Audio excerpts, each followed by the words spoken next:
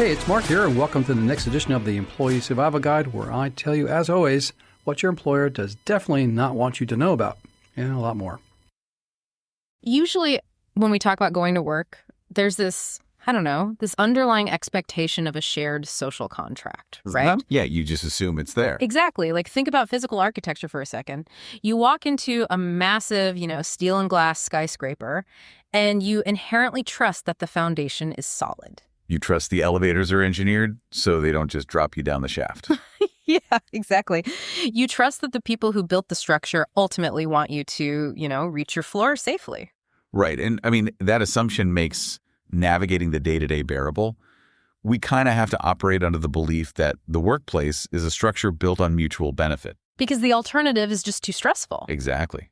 You provide your specialized labor and your time, and in exchange, the organization provides you with a livelihood, stability, and, well, a basic level of professional respect. We deeply crave that predictability, We want to believe that everyone from the entry-level associate all the way up to the C-suite executive is playing by the same basic rules of human decency. But they really aren't. No, they are not. Because when you peel back the drywall of corporate America and look at the actual legal blueprints governing your employment, that skyscraper looks completely different. It looks a lot more like a trapdoor, honestly. Yes. It's a structural landscape engineered to literally drop you the absolute moment you become inconvenient to the bottom line.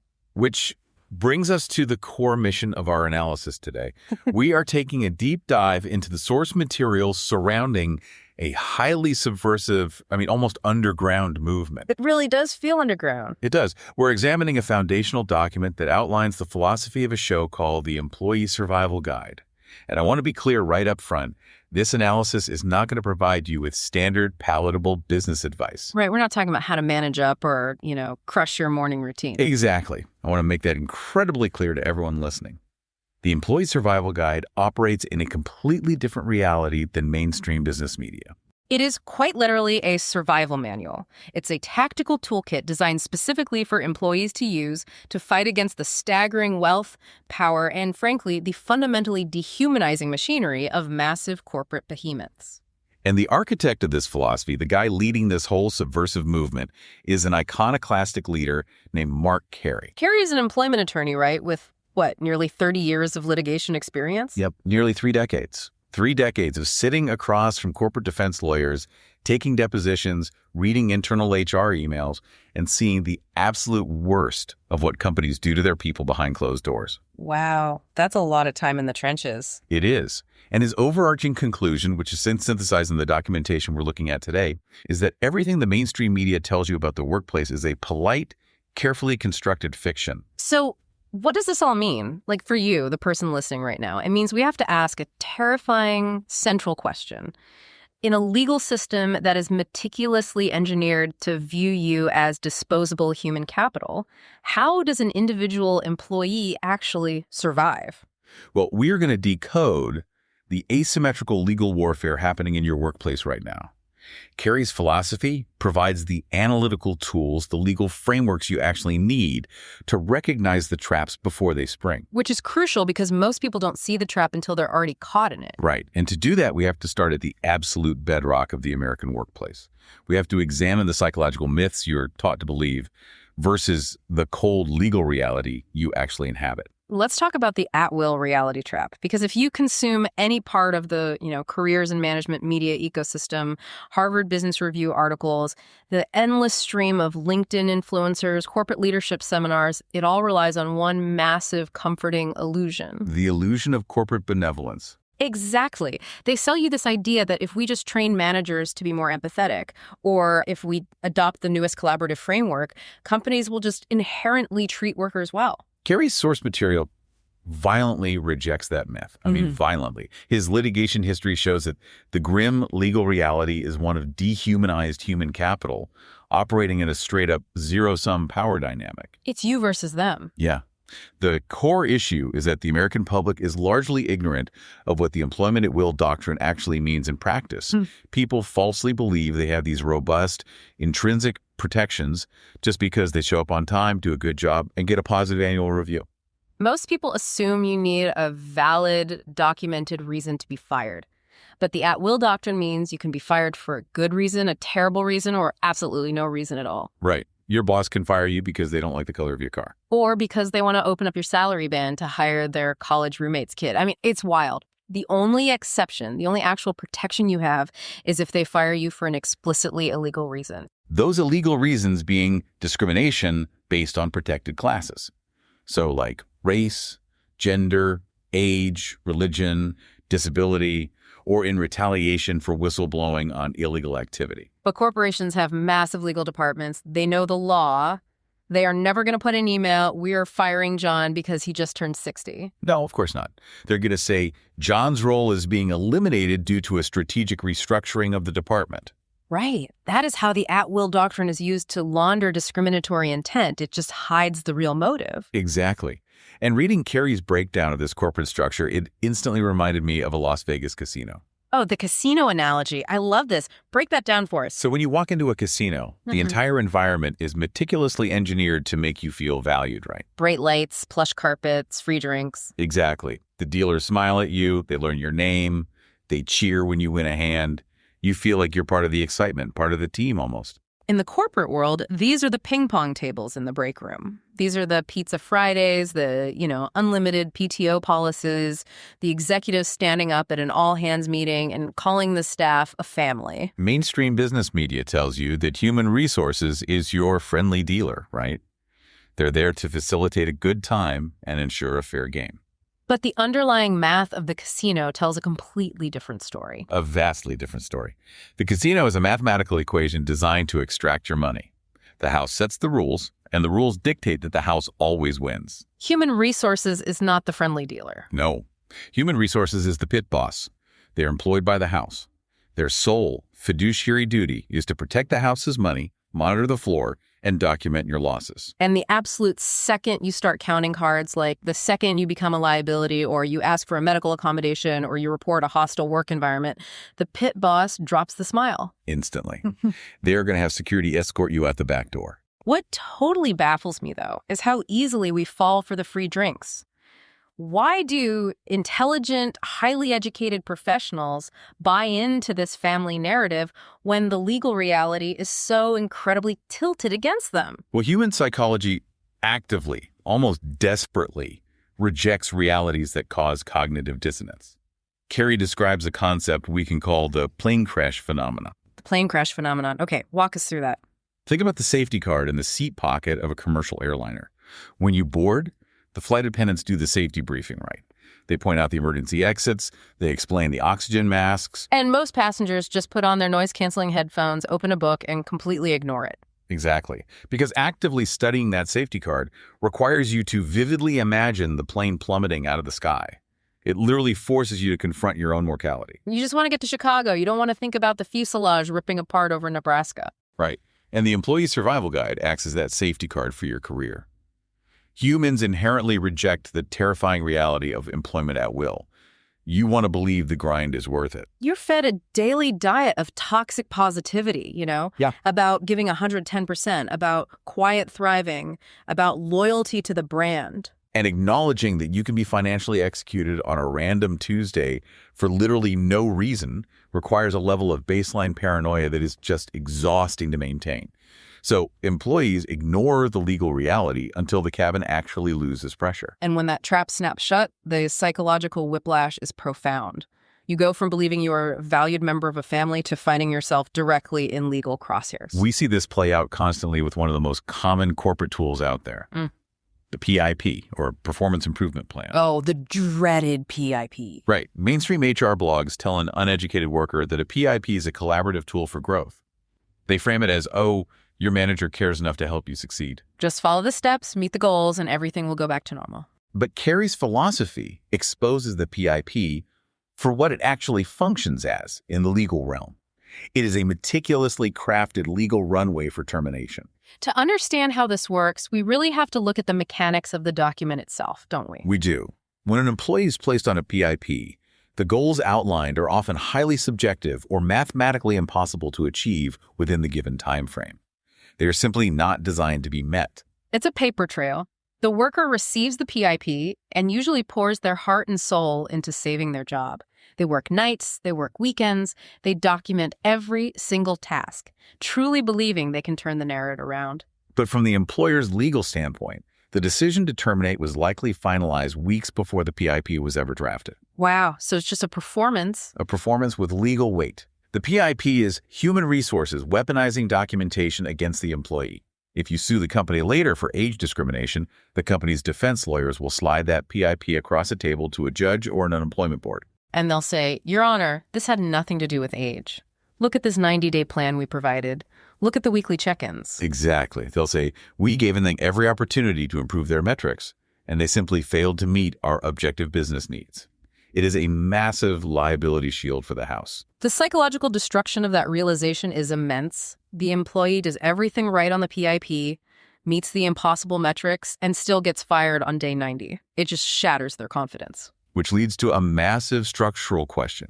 If the reality of employment at will is this harsh, and if tools like the PIP are being weaponized this frequently, why isn't Carey's philosophy the #1 topic of conversation among professionals? Yeah, why isn't this mainstream knowledge? Why isn't everyone talking about this on LinkedIn? That brings us to the hidden nature of his audience and the massive information war that is currently being waged. We are looking at an audience that exists almost entirely in the shadows. Because Carey's show tackles incredibly high-stakes crises.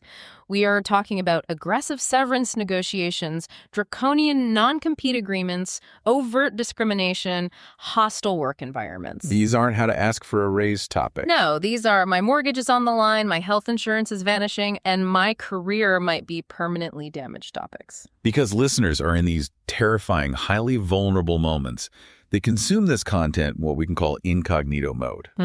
There is an immense societal stigma attached to workplace conflict. And there's a very real, very legally justified fear of retaliation. If you are secretly gathering evidence of race discrimination against your department head, or if you suspect corporate IT is surveilling your laptop to build a retroactive case against you, you are not sharing a link to the employee survival guide on your LinkedIn feed. No way. Hey, Professional Network, really enjoying this detailed breakdown on how to legally survive a retaliatory firing.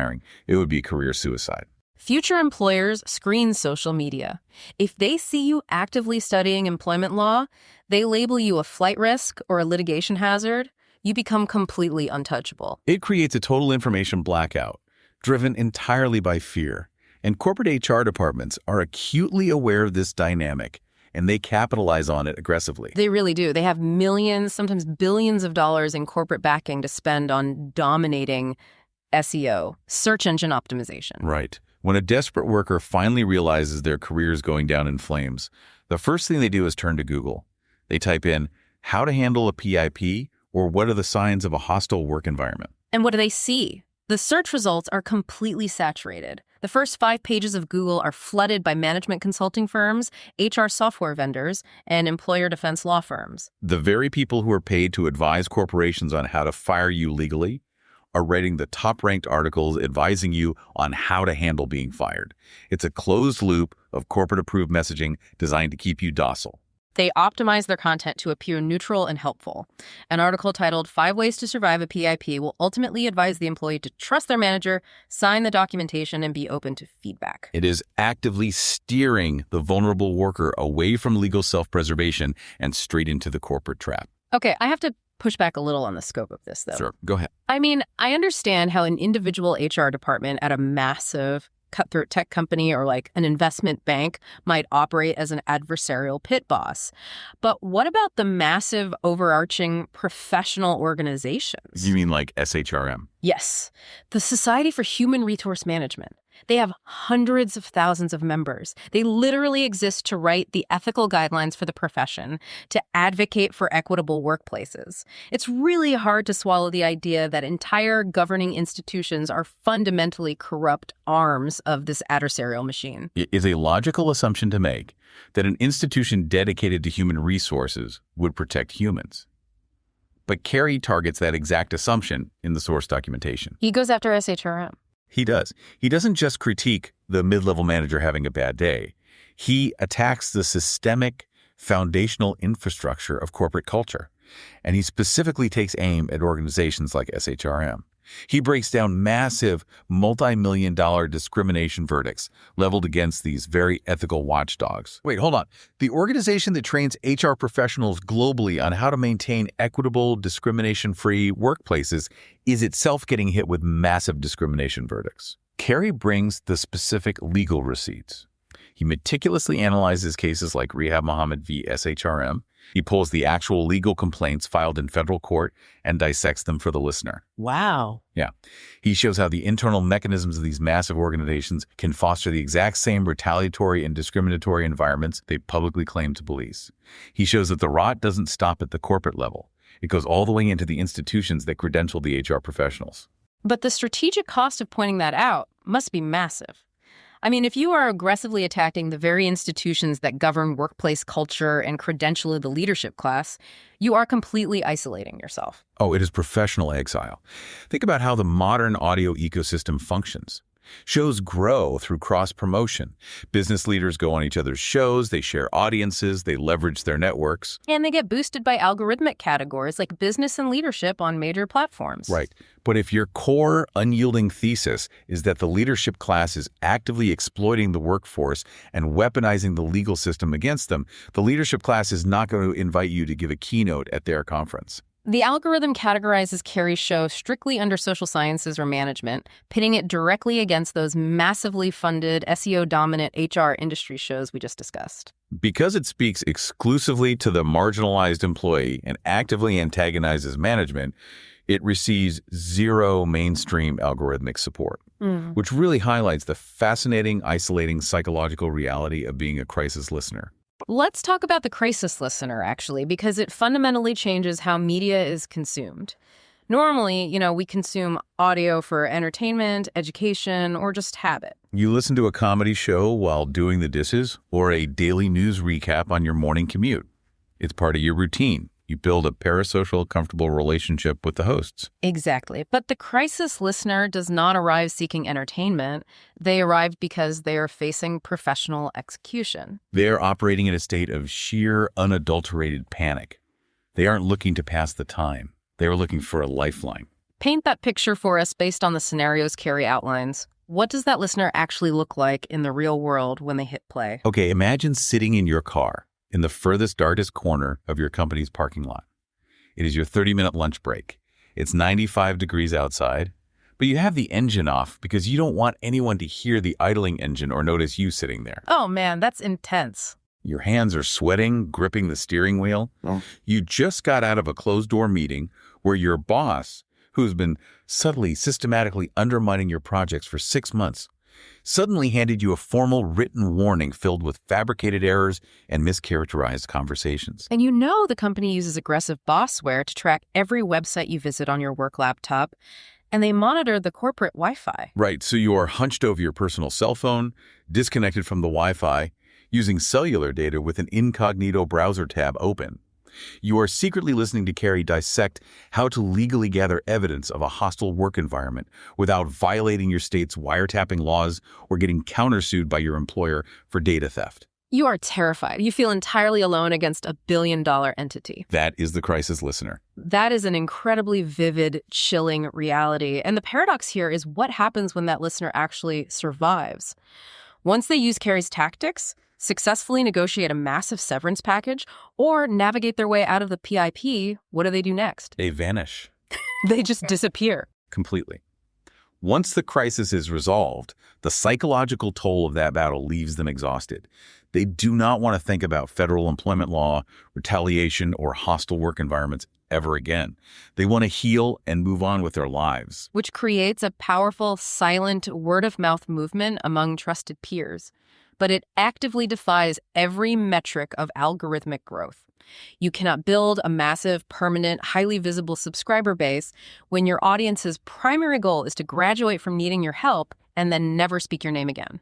It is the ultimate paradox of utility. The better the employee survival guide does its job, saving the employee's livelihood, the faster that employee stops listening.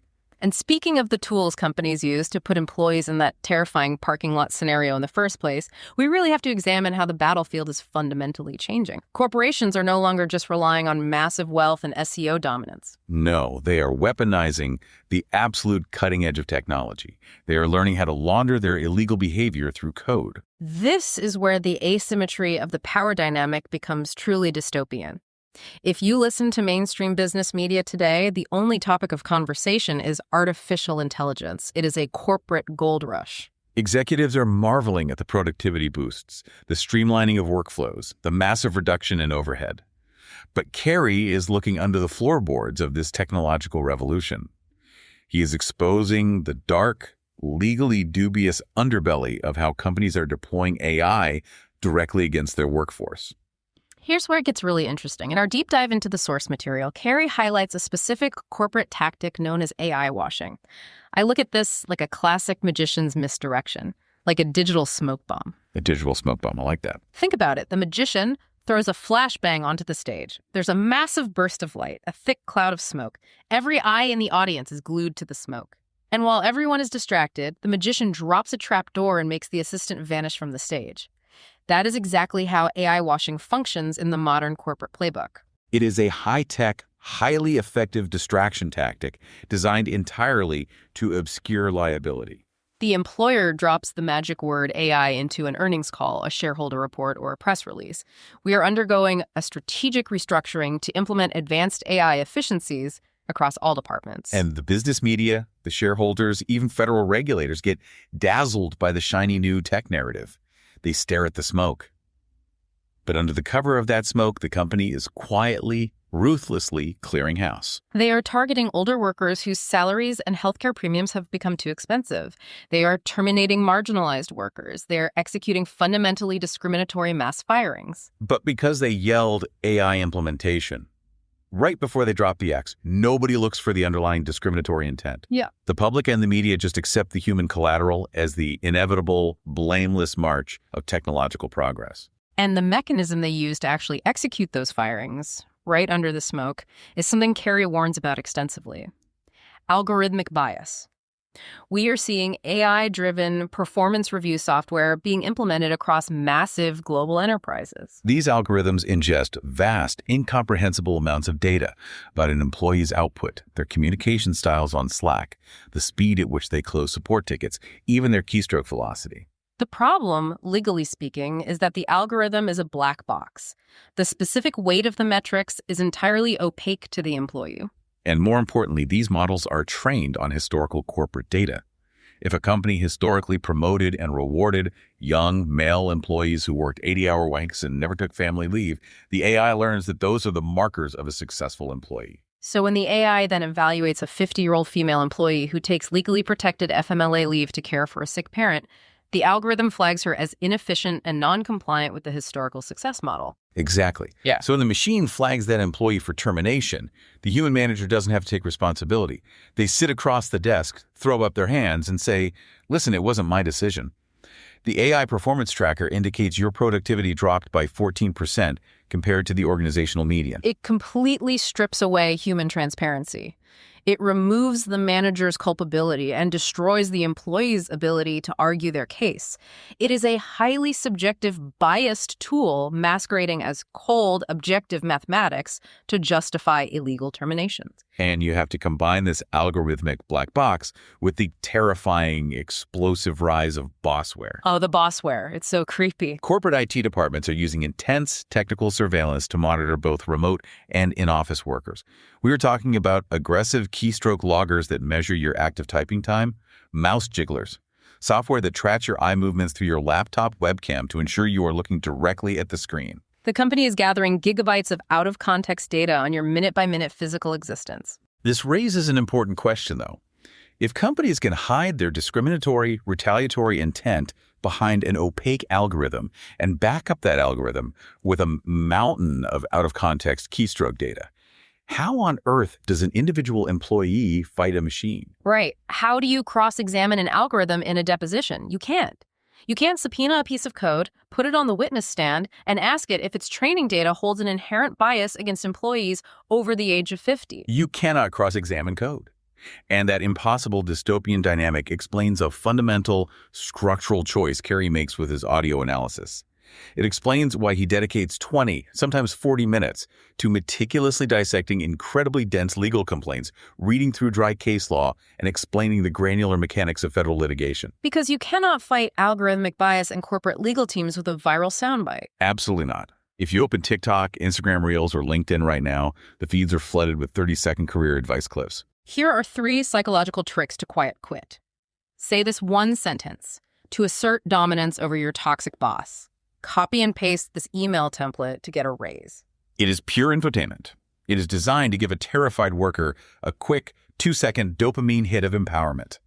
But if you walk into a meeting with HR and try to use a TikTok catchphrase to defend yourself against a 50-page AI-generated termination file curated by corporate lawyers, you are going to get slaughtered. You will be walked out the door by security before lunch. Carey understands that to fight complex, technologically advanced, asymmetrical corporate warfare, you need deep, meticulous legal defense tactics. He does not offer life hacks. He offers the heavy, dense, eat-your-vegetables reality of federal employment law. He deliberately chooses to alienate the massive, tech-optimist, short attention span sector of the media landscape. It is a highly intentional choice to prioritize real, actionable legal advocacy for the vulnerable over broad, trendy, algorithmic appeal. Let's walk through a hypothetical scenario, firmly grounded in the legal realities and case types Carey discusses, to show exactly how this weaponization of technology and the at-will doctrine works in practice. Let's look at how the trap is built. Okay, let's do it. Imagine a worker, we'll call her Sarah. Sarah is a senior project manager at a mid-sized logistics firm. She is perfectly competent. She has a decade of stellar, documented performance reviews. She is highly compensated. However, Sarah recently took 3 months of FMLA, the Family and Medical Leave Act, to undergo and recover from major surgery. The company's finance department is looking at her high salary and the cost of her medical premiums, and they want her off the books. But their internal legal counsel warns them that firing a tenured employee immediately upon her return from FMLA leave is a massive, glowing red flag for a federal retaliation lawsuit. So how does the company execute the firing without triggering the lawsuit? They deploy the digital smoke bomb. They announce a new company-wide initiative. They roll out an AI-driven efficiency tracking suite to optimize workflows. Right. And for 3 months after Sarah returns, the software monitors her every move. It logs every time she steps away from her keyboard for 5 minutes to stretch her back, which, by the way, is a medical necessity following her surgery. It logs that she takes 12% longer to draft a client email than a 23-year-old junior associate. But the algorithm completely ignores the human context. It ignores the fact that Sarah's emails are resolving complex, multi-million-dollar supply chain contracts, while the junior associate is sending emails to order printer toner. The AI strips all qualitative value away and reduces her worth to pure, uncontextualized keystroke velocity. Once enough data is gathered, the trap snaps. Human Resources calls Sarah into a sudden, unannounced meeting. They do not mention her recent medical leave. They do not mention her salary band or her medical premiums. They slide a single piece of paper across the desk showing a bar graph generated by the AI tracking tool. They look at her and say, "Sarah, as you can see, the new objective performance algorithm has flagged your efficiency metrics in the bottom quartile of your department over the last 90 days. We are initiating a performance improvement plan." And just like that, the company has constructed an airtight, data-driven, yet fundamentally discriminatory and retaliatory termination file. They laundered their illegal retaliation for her medical leave through a machine. If Sarah only knows what she learned from 30-second career influencers, her career at that company is over. She will panic. She will sign whatever meager severance agreement they slide across the table. She will waive her right to sue, and she will walk away with pennies on the dollar. But if she is a crisis listener of the Employee Survival Guide, she knows exactly what is happening the moment the calendar invite for that HR meeting hits her inbox. Which brings us to the final and undoubtedly most subversive element of Carey's philosophy. We have established the overwhelming power of the corporate opposition. We know they have the wealth, they dictate the rules of the at-will game, they dominate the SEO information war, and they are weaponizing advanced technology against their workers. How does Mark Carey structure his counterattack against a behemoth like that? He does it by tearing down the gates of his own profession. Let's examine the anti-growth, anti-gatekeeping strategy. because this is where Carey's philosophy moves from just being informative audio to being a genuinely radical act. Think about the legal industry as a whole. The employment law sector thrives. It generates billions of dollars in billable hours, precisely because the law is opaque, it is deliberately confusing, and it is terrifying for the average citizen to navigate alone. The entire legal model is built on an asymmetry of information. Massive corporations have entire floors of in-house counsel and retain outside megafirms who speak the arcane language of federal courts. The average employee has absolutely nothing. To bridge that massive gap, an employee normally has to hire a specialist like Mark Carey. And that requires an insurmountable financial barrier to entry. We are talking about initial retainers that start at $450 an hour, often requiring thousands of dollars upfront just to review a case file. The vast majority of people facing an imminent illegal termination simply cannot afford that. But Carey's explicit, stated goal in the source material is to take the exact legal strategies, the precise counter tactics that usually require that massive financial retainer, and give them away for free on the internet. He is quite literally opening the book of secrets for the working class. He breaks down the mechanics of what the legal system calls pro se litigation. For anyone unfamiliar with the term, pro se means representing yourself. It means an individual employee without a law degree filing a complaint and walking into a federal courthouse to face down a corporate defense team. The sheer psychological bravery required to execute a pro se case is monumental, but Carey gives them the tactical map to do it. He doesn't just offer platitudes like, make sure you document everything. That is useless, generic advice. He teaches the listener how to legally document a hostile work environment. He explains the exact psychological and behavioral markers to identify a gaslighting boss, and more importantly, he teaches the employee how to translate that emotional abuse into a legally actionable framework. He teaches them how to move the conflict from a subjective complaint like, I think my boss is mean to me, to an objective, documented pattern of disparate treatment that a judge will actually care about. We see this deeply in how he explains the ADA, the Americans with Disabilities Act. He breaks down the interactive process of accommodations.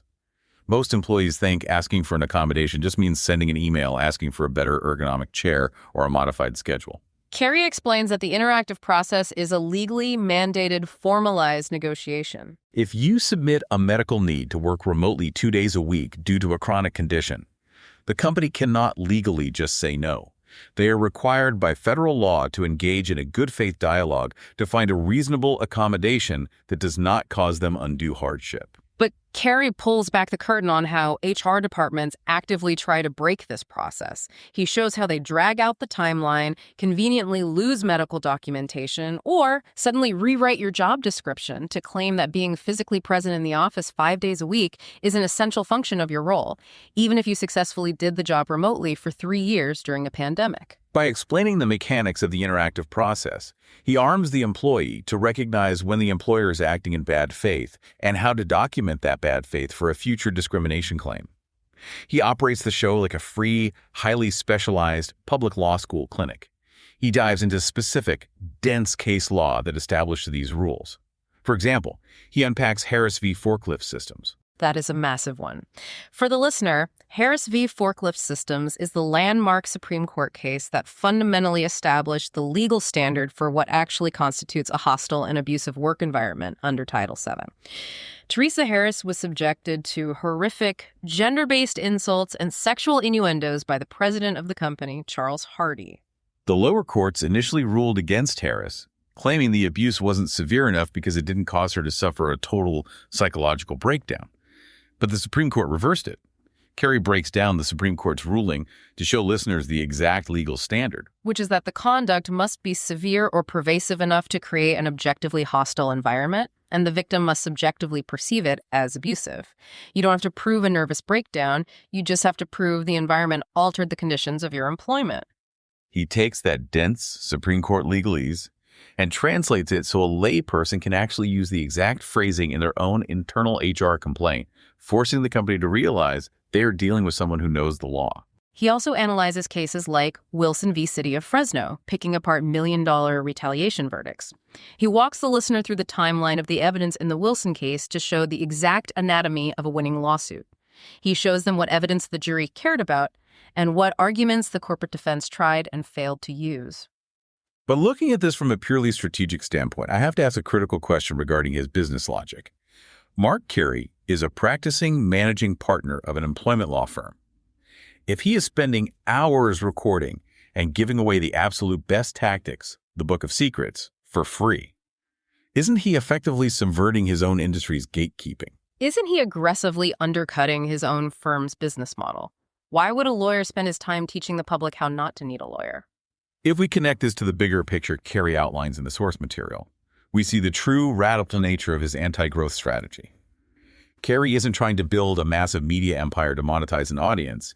He is building a decentralized advocacy tool. Yes, his law firm takes on major cases, and the public analysis undoubtedly builds immense credibility and trust for his practice. But he's acutely aware that the vast majority of his crisis listeners will never, ever be his clients. They cannot afford his firm's retainer, they live in jurisdictions where he is not licensed to practice, or their specific case, while devastating to their life, simply doesn't have the monetary damages required to make a federal lawsuit viable. He gives the knowledge away because he possesses a fundamental ideological belief that the at-will system is unjustly, unsustainably stacked against the working class.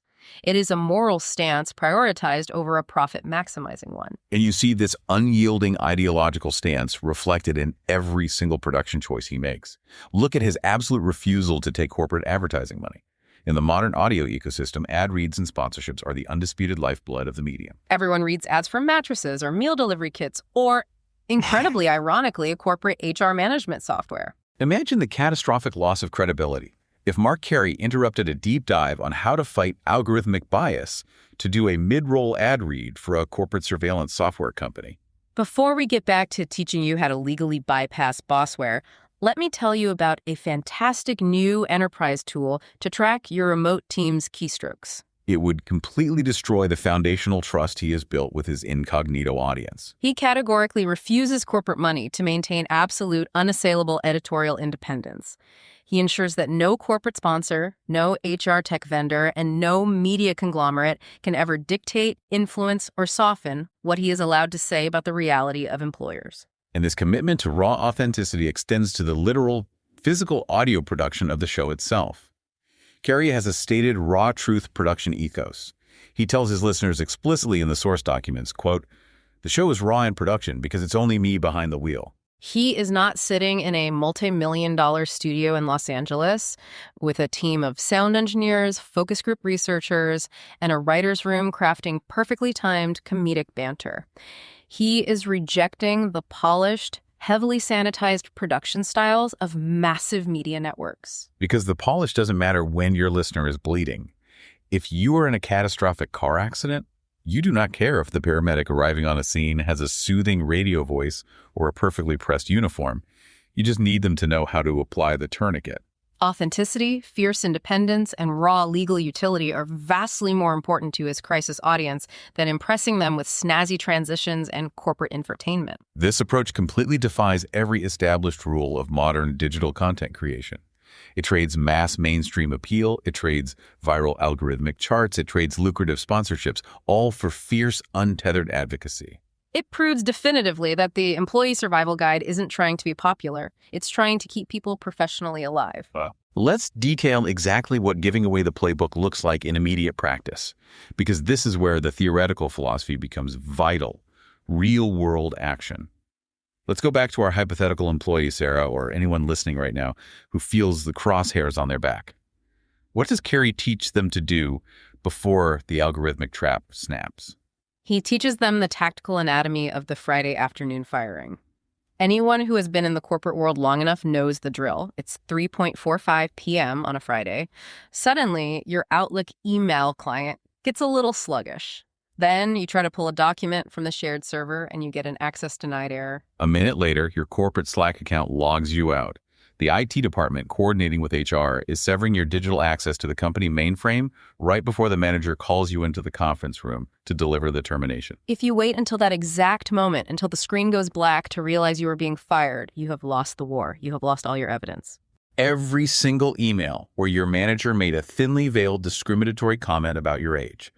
All the PDF copies of your glowing annual performance reviews proving your historical competence. all the digital timestamps proving you were working late nights while on the PIP. It is all instantly locked behind a corporate firewall you no longer have legal access to. So Carey teaches the proactive counterstrike. He teaches the listener how to carefully, legally begin forwarding relevant evidence to a personal device long before Friday afternoon arrives. And crucially, he teaches the legal distinction between saving evidence and committing corporate data theft. This is a vital distinction. If an employee is terrified and just starts mass downloading client lists, proprietary source code, or company financial data to a personal hard drive, the company will immediately countersue them under laws like the Computer Fraud and Abuse Act. Carey teaches the employee to only forward documents specifically related to their own employment condition, their own performance reviews, emails directed at them containing harassment, and their own HR complaints. He teaches them to build a shadow file, a personal, encrypted, chronological backup of their own professional reality, completely outside the jurisdiction and control of corporate IT. He is teaching the peasantry how to forge their own armor and sharpen their own swords before the corporate army even marches onto the battlefield. And as we bring this extensive analysis full circle, we have to look at the massive, daunting landscape we have just uncovered. The Employee Survival Guide isn't just a collection of neat legal tips or workplace hacks.